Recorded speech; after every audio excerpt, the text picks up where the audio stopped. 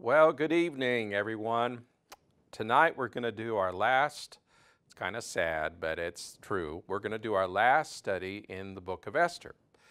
We'll be looking at chapters 7 through 10, and we'll just call this kind of a famous line from one of those Shakespeare comedies, all's well that ends well, because that's what happens at the end of the story. Before we get into our last lesson on Esther, let me just share with you a quick story, if I can, that is going to be my lead-in to our lesson. General and Mrs. Ulysses S. Grant had a disturbing carriage ride on the way to a train station on April 14, 1865. Now, this is the Ulysses S. Grant that later became a president, but before he was president, he was general over all of the Union armies during the Civil War. Well, what happened to the Grants as they were going to the train station is they were confronted by what Grant later described as a very angry, pale, white man that kept circling their carriage and glaring at them. Kind of an early instance, you might say, of road rage. Well, the man finally left. Well, it turned out that very angry man was the actor John Wilkes Booth. John Wilkes Booth, an hour or two later, went to the Ford Theater and assassinated President Abraham Lincoln. The Grants were supposed to be in the theater box with the Lincolns, but the Grants had turned down President Lincoln's invitation to accompany them because they wanted to go and pick up their son who was coming home from college.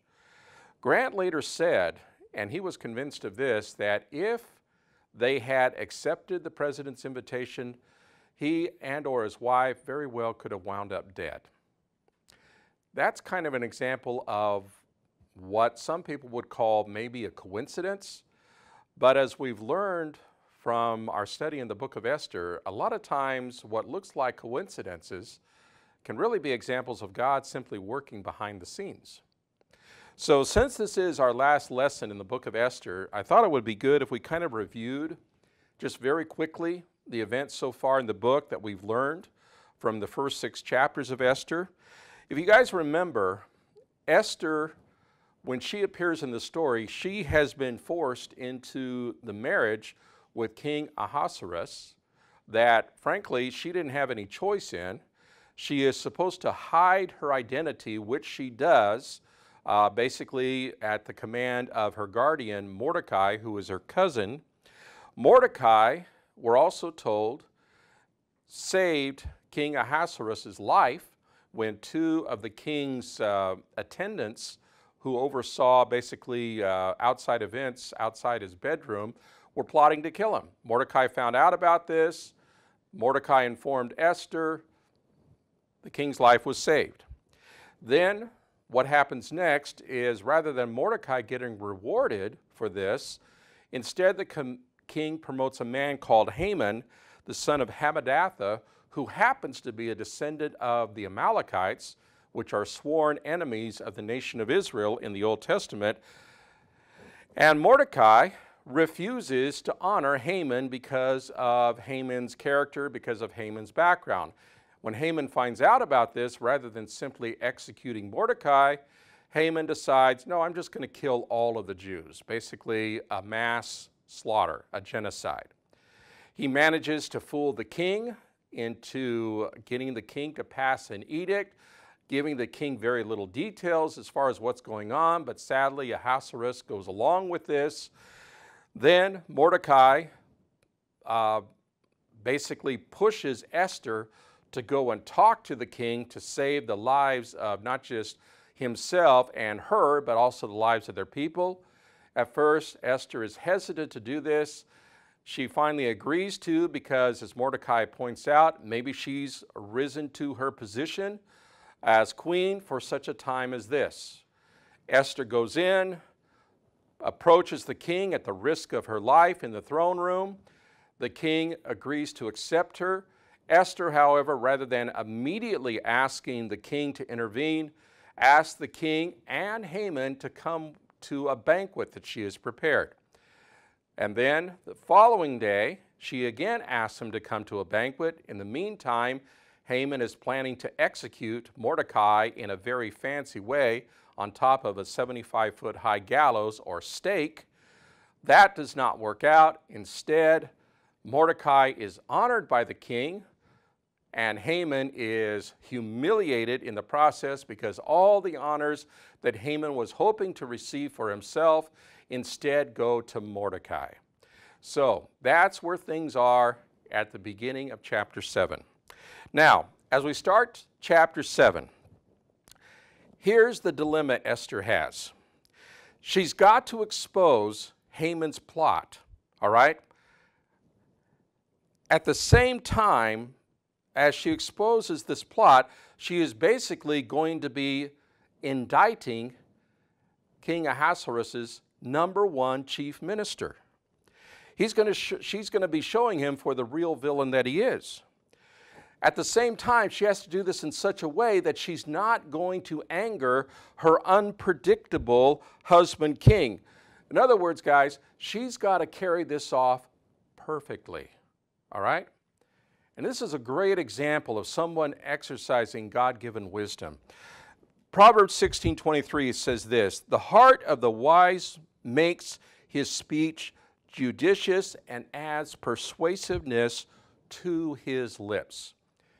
That's what we're going to see with Esther in just a moment. So, looking at chapter 7, just real quickly, what's the status of the 3 people that we're going to be reading about in this chapter? Well, at the beginning of chapter 7, the king has had a sleepless night, all right? And we all know that sleepless night was kind of, again, God intervening to where the king, through that sleepless night, finds out that he failed to reward Mordecai for what Mordecai's saving his life. So, he corrected an injustice, had Mordecai receive great honor. Esther, now is the time for her to fulfill Mordecai's words, and that is intervene on behalf of her people. She will be forced, as she knows, to reveal that she is indeed a Jew, that she's Jewish, something that she has kept hidden. Either she will succeed in chapter 7 in saving her people, or she will die. For Haman, Haman's not doing so good, okay? His enemy Mordecai received the reward that Haman desperately wanted. If you remember in chapter 6, Haman wanted to play king. He wanted to be dressed in the king's robes. He wanted to ride a horse that the king rode. He wanted to have one of the king's advisors or ministers proclaim in front of him, this is how somebody whom the king wants to honor, this is how they're going to be honored. Well, all of those things happened. They just happened to Mordecai rather than to Haman. And then at the very end of chapter 6, just before Haman is dragged off to this banquet, Zeresh, his wife, and his advisors say, oh, by the way, if Mordecai is indeed Jewish, you're not going to succeed against him. You're going to fall. So Haman is very kind of discombobulated, all right? So let's go ahead and take a look at the events of chapter 6. Here we go. Verse 1. Now the king and Haman came to drink wine with Esther the queen.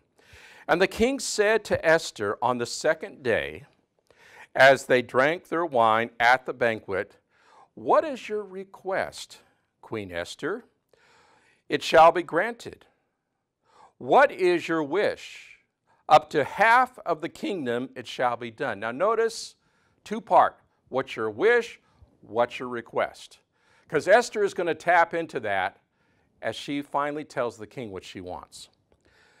Then Queen Esther replied, if I have found favor in your sight, O king, and if it pleases the king, let my life be given to me as my request, and my people as my wish. For we have been sold, I and my people, to be destroyed, killed, and eliminated or annihilated. Those 3 words are exactly out of Haman's decree, all right? Now, if we had only been sold as slaves, men and women, I would have kept silent, because the distress would not be sufficient reason to burden the king. Now, let's pause there for just a moment. So she makes the request using the same terms that the king just used. All right, this is my request, this is my wish. And then she says, if we had merely been sold as slaves, now to us, well, that's terrible. Why would you simply not say anything as slaves if you were slaves? Well, guys, you need to understand the perspective of the Jews at this time, they're not free. They're basically slaves in the Persian Empire, all right? That's how they actually phrase themselves in the book of Ezra, Ezra chapter 9, verse 8, when Ezra is interceding for the Jewish people, and the book of Ezra was just written probably 20, 25 years after the events that we're reading here in the book of Esther. So it wouldn't have been a big deal if they were slaves. They were already slaves. But then she brings up and she says, well, it's not just that though, O king. We are basically have been sold to be exterminated, to be wiped out. If you remember, when Haman made the request to the king back in chapter 3, he said there was a certain people that it was not in the king's best interest to tolerate. Now, there was a scholar named Sandra Berg, and she published a work on Esther, commentary on Esther, around about 1980. And she noticed something that nobody had ever really picked up on before, as far as I know. And that is the word for, in Hebrew, for enslave, and the word for destroy are virtually alike. Which brings up an interesting point. Did Haman originally come to the king and ask the king, hey, we need to enslave these people? And then later on, when Haman issued the decree, he just made a slight change in the word, but it has a totally different meaning. We're going to destroy these people. Now, we can't prove this one way or another, but I'm simply saying that what the king approved and what Haman issued may not have been one and the same. And that's not to excuse the king, because the king is far too quickly to give away responsibility. So anyway, the king hears this, and you can imagine the confusion in his mind. He's probably thinking, first of all, wait a minute, I thought you were Persian or Median like me. You're Jewish? Oh, okay. He didn't know. But then he finds out that she's under threat. She has a death sentence hanging over her, as well as her people. So look at the king's reaction. Verse 5. Then King Ahasuerus asked Queen Esther, who is he? And where is he who would presume to do such a thing? Now, in the Hebrew language here, he's biting off these words, all right? You can literally probably see the veins pulsing in his head as his voice rises, and his face is probably turning red as he's getting very, very angry. And Esther said, a foe and an enemy is this wicked Haman. Now she said in the Hebrew can be very concise. It's like 4 or 5 words. Boom, boom, boom. Haman! That's who. Then Haman became terrified before the king and the queen. He has good reason to be. Ahasuerus is enraged. Proverbs 20 verse 2 says, the terror of the king is like the growling of a lion. Whoever provokes him to anger forfeits his own life. The king then got up in his anger from drinking wine and went into the palace garden. Now, the king is furious, but the king is also embarrassed, all right? Who gave Haman the authority to do something like this? Ahasuerus. He took off his signet ring representing his authority and handed it to Haman back in chapter 3. So the fact that he is in this pickle, he has no one to blame but himself. The king's big problem is this. How do I get rid of Haman, who got me to go along with this stupid idea where I'm now, it looks like my own queen is going to get executed. How do I get rid of this idiot without implicating myself? And that's where Haman, of all people, actually helps him. Now, if Haman had half a brain, he would not have stayed in the room with Esther. Because according to court protocol, you do not stay with the queen unless the king is present. According to ancient records, you're supposed to stay 7 steps away from a royal queen. That's protocol, but he's not doing that. He looks at the king is furious. The king, I'm not going to go with the king. He looks at Esther. I'll ask Esther. I'll appeal and I'll ask Esther to be merciful. But Haman stayed to beg for his life from Queen Esther, for he saw that harm had been determined against him by the king. Now when the king returned from the palace garden into the place where they had been drinking wine, Haman was falling on the couch where Esther was. Doesn't sound like he's 7 steps away from her, does he, guys? Okay? So you can imagine he's a blubbering mess, and Esther's not buying any of it. She knows exactly what he's like. And then as the king walks back into the room, he's actually falling on the couch where the queen is. Look at what the king says. Then the king said, "Will he even assault the queen with me in the house?" By the way, that Hebrew word assault can also be translated rape. Now, Ahasuerus knows rape or assault is the last thing that's on Haman's mind. But he's just given him a very convenient way to get rid of him. Because Haman has, by his actions, committed treason. And the punishment for treason is death. As the word went out from the king's mouth, they covered Haman's face. Then Harbona, one of the eunuchs who stood before the king, said, "Indeed, behold, the wooden gallows or stake standing at Haman's house, 50 cubits high, 75 feet, which Haman made for Mordecai, who spoke good on behalf of the king." Then the king said, this is, by the way, the first direct order from the king, "Hang him on it." So they hanged Haman on the wooden gallows which he had prepared for Mordecai, and the king's anger subsided. Now, what's ironic about all this is this, guys. Haman, a final irony about him. He's a man who tried to commit genocide,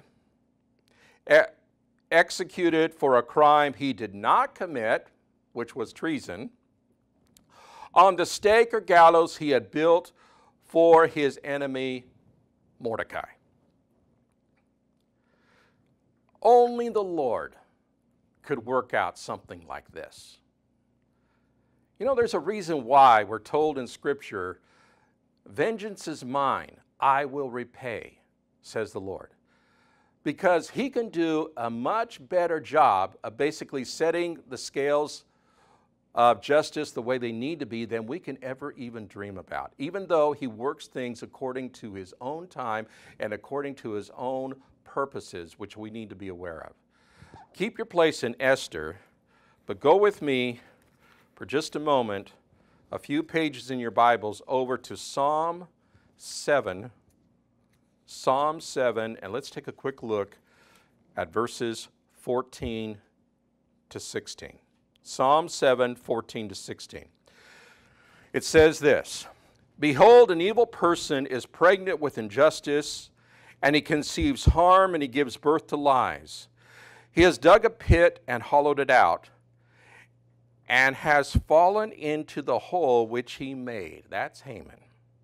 "His harm will return on his own head, and his violence will descend on top of his own head."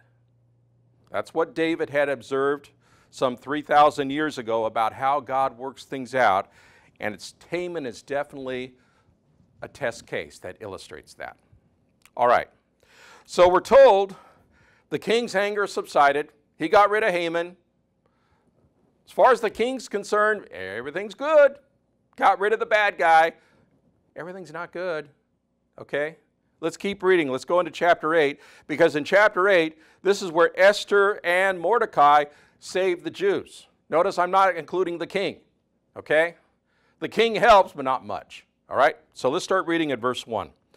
"On that day, King Ahasuerus gave the house of Haman, the enemy of the Jews, to Queen Esther, and Mordecai came before the king, because Esther had disclosed what he was to her. In other words, that he was her guardian.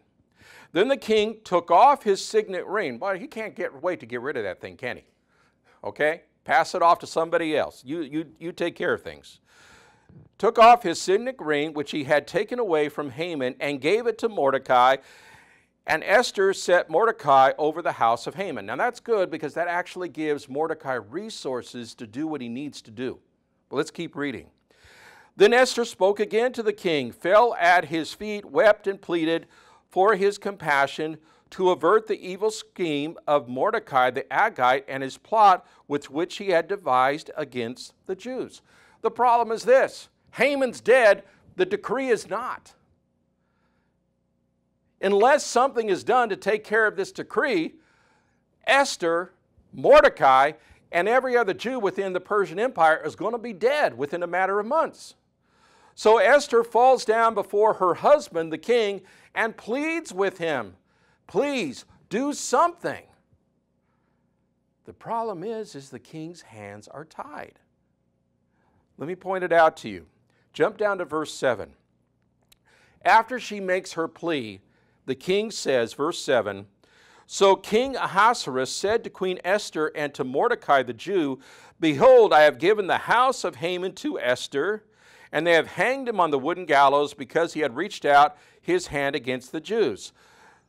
Now, you, the king's talking to Mordecai and Esther, you write to the Jews as you see fit in the king's name, and seal it with the king's signet ring for a decree which is to be written in the name of the king and sealed with the king's signet ring may not be revoked. I probably missed a word or two there, but here's the problem the king has.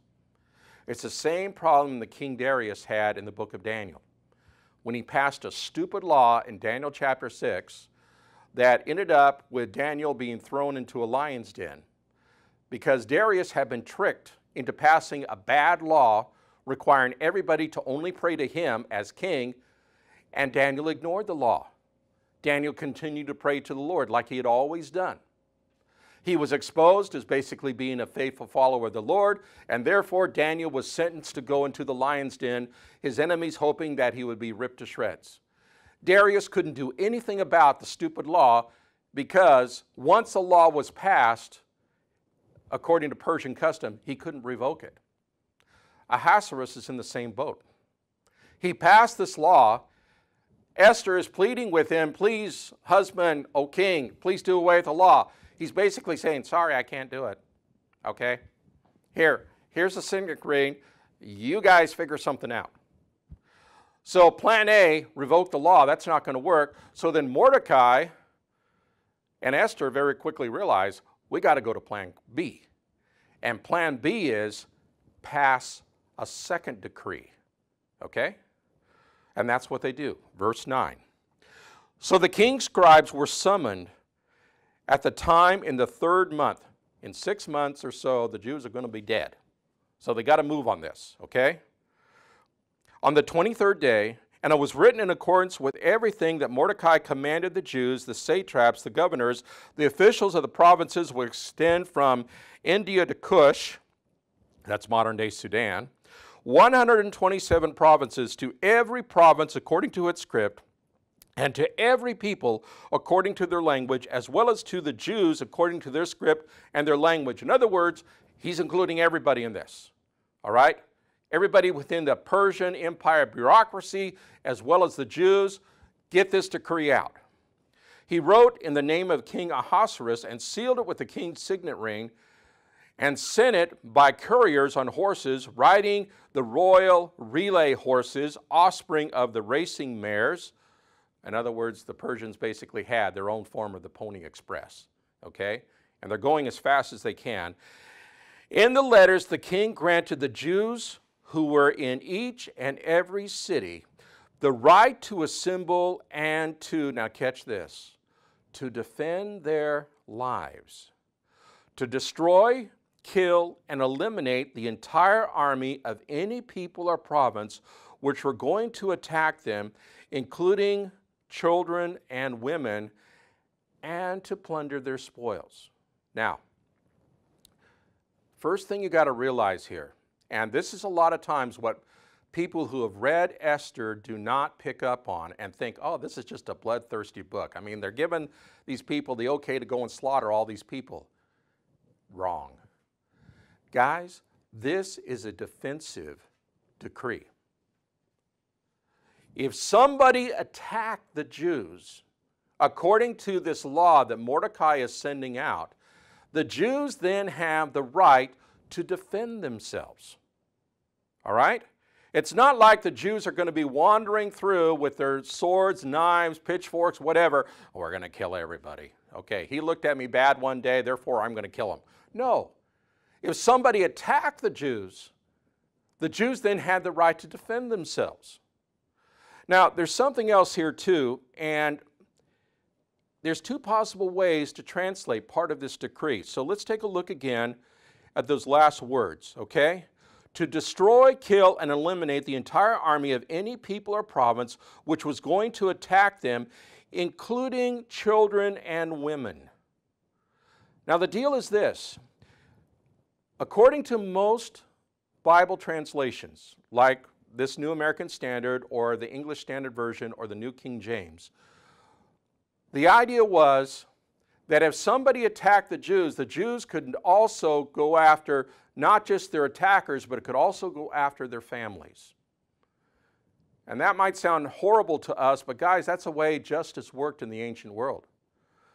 If somebody did something bad, it didn't just affect them, it affected their entire family as well, which ought to have been a deterrent about don't do something bad because you yourself are not going to be the only one that's going to pay for it. Your kids, your wife, your whole family is going to pay for it. Okay? For example, the guy that took the treasure from the city of Jericho, who knew he shouldn't have done it, they didn't just execute him, according to Joshua chapter 7, they executed his whole family as well. The other way to translate this is with the NIV translation, and that is the Jews had the right to protect their children and their wives if they were attacked. Now, quite frankly, you can go either way with the Hebrew text. The point is the more important point is that they can defend themselves, okay? Which they could not do before with the earlier law. All right.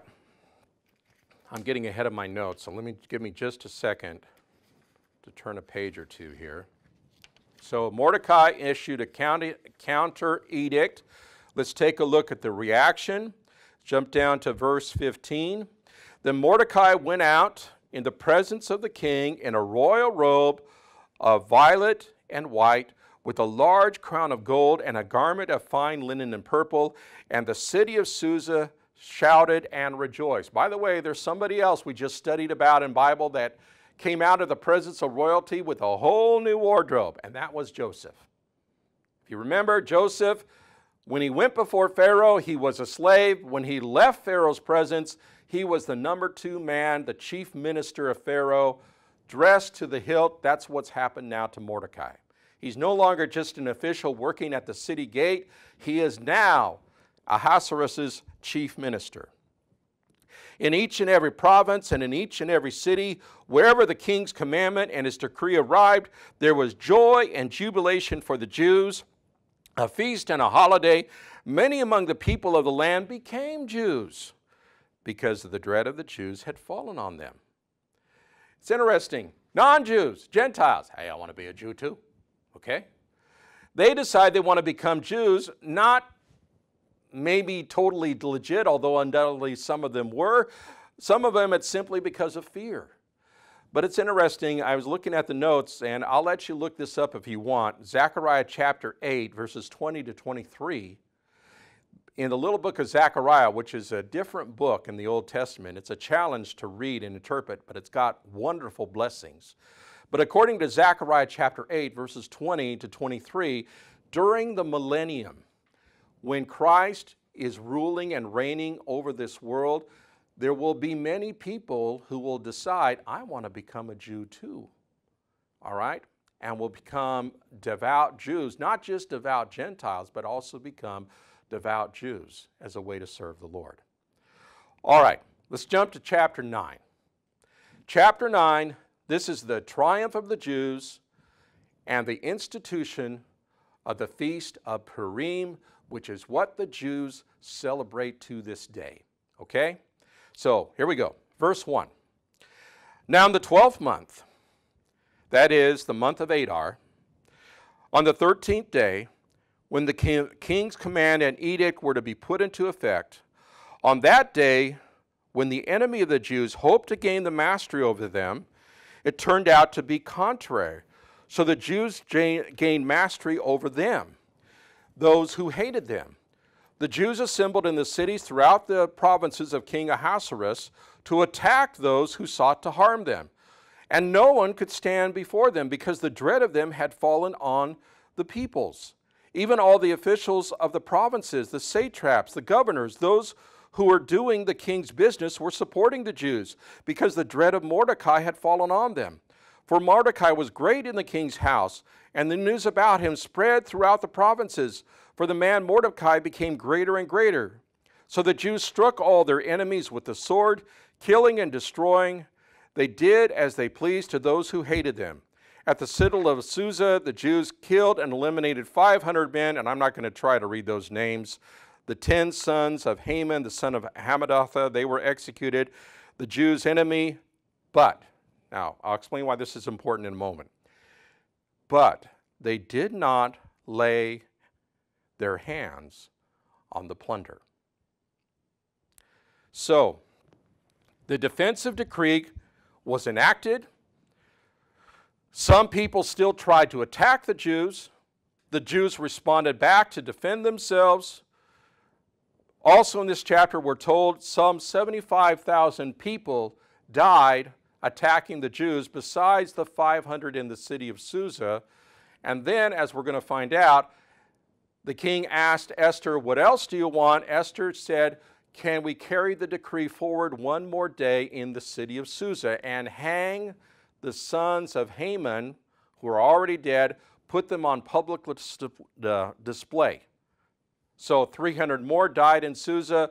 The sons of Haman were displayed in public that they had been executed, and then the killing stopped. All right. Why didn't the Jews touch the plunder? If you notice, looking back at chapter 8, where the decree was issued, they could have taken the plunder for themselves. The Jews could have enriched themselves at the expense of their enemies. They did not do it. As a matter of fact, where it says in verse 10, they did not lay their hands on the plunder, it says the same thing, verse 15, they did not lay their hands on the plunder, and then it repeats itself again in verse 16, they did not lay their hands on the plunder. Guys, if something's repeated 3 times in one chapter in the Bible, it's kind of important. What's going on? Okay, we're going to back up. In the Old Testament, back in Genesis chapter 14, when Lot's nephew and his family were kidnapped in a war, Abraham summoned the men of his household and his allies, a little army, and they went up, fought these kings, beat them, and brought back not just Lot and his family, but the people of Sodom as well. The king of Sodom, kind of a spoil sport sort of guy, he says, well, you can just take the plunder, just give me the people. Abraham refuses. He says, I'm not touching anything. My allies, they can take their share. I'm not touching anything, lest you say, I made Abraham rich. See, if Abraham would have touched the plunder, it would have sullied his motive. He didn't go to war to get rich. He went to war basically to save a member of his family. Jump ahead, the book of Joshua. Israel crosses the Jordan River. The first obstacle after the Jordan is the city of Jericho. Jericho is fantastically wealthy. We're told by scholars that people have lived at the site of Jericho going back to 8,000 BC, a long time. All right? But the Lord told him, when I knock down the walls of Jericho for you, you don't touch anything. You do not take anything for yourselves. It is all, according to Scripture, it is all under the ban.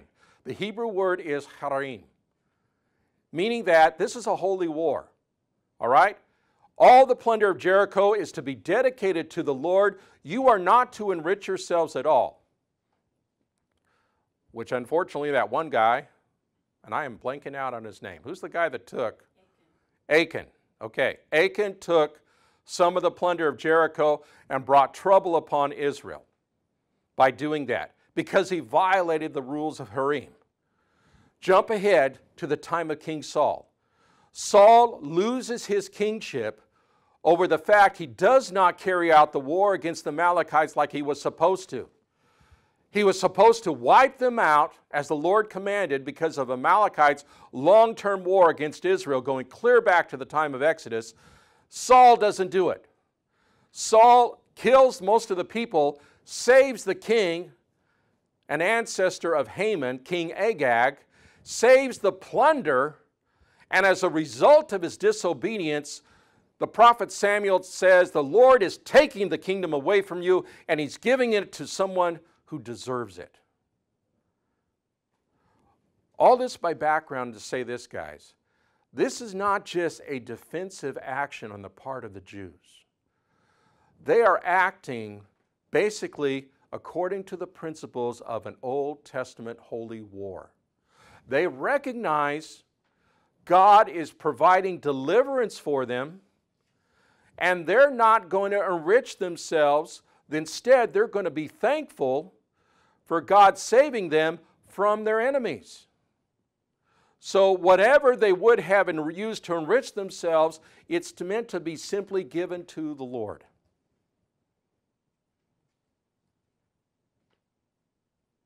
I'm looking at my notes now. In Esther's time, the Lord had miraculously delivered his people from death. Therefore, the proper response is to rejoice over the Lord's deliverance and not try to become rich. In other words, guys, and this is kind of a lesson for us, practice gratitude. We need to be grateful when God intervenes in a marvelous way to save us and not taint that by thinking somehow this is an opportunity for personal gain for us. No, guys. It's an opportunity to display graciousness and thankfulness before the Lord for basically saving us from whatever it was that we were facing. And that's what the Jews are doing. It's also what the Jews are doing when they institute Purim. Okay? Let's jump to verse 20. Then Mordecai recorded these events and sent letters to all the Jews who were in all the provinces of King Ahasuerus, both near and far, obligating them to celebrate the 14th day of the month of Adar and the 15th day of the same month annually, because on those days the Jews rid themselves of their enemies. And it was a month which turned for them from grief into joy and from mourning into a holiday, and they were to make them days of feasting and rejoicing and send portions of food to one another and gifts to the poor. Let me jump over to verse 26. Therefore, they called these days Purim after the name of Pur. Pur is a lot, like a dice that was cast. And because of the instructions of this letter, both what they had seen in this regard and what had happened to them, the Jews established and made a custom for themselves, their descendants, and for all those allied with them, so they would not fail to celebrate these 2 days according to their regulation, according to the appointed time annually. All right. So, to this day, in the Jewish community, Purim is celebrated. It is the only Old Testament festival instituted outside of what you might call the big three, the ones that the Jews were supposed to celebrate annually and come before the Lord, going clear back to the time of Exodus and Deuteronomy. The big three festivals were, of course, Passover, Pentecost, and what is either called Tabernacle or Booths. Purim, of those three, Purim is most like Passover. Oh, that, okay, in that both the festivals celebrate the Lord's deliverance of his people. Passover, of course, celebrates the Lord setting the people free from slavery in Egypt by the death of the Egyptian firstborn, but also by the Lord's preservation of Israel's firstborn through the provision of a Passover lamb, which has implications for Jesus. When Jesus shows up, Paul will write, for example, to the Corinthian church, Jesus, our Passover lamb, has been sacrificed. He died to deliver us from death, to deliver us from sin.